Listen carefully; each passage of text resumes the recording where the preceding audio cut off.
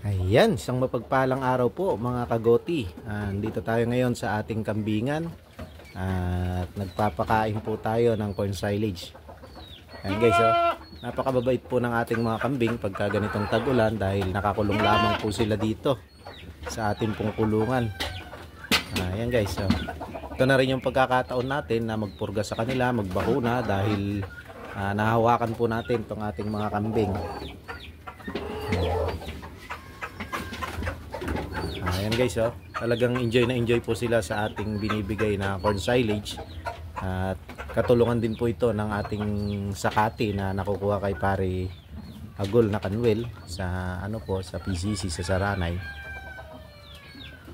Ayan guys, napakasisigla po ng ating mga kambing ngayon.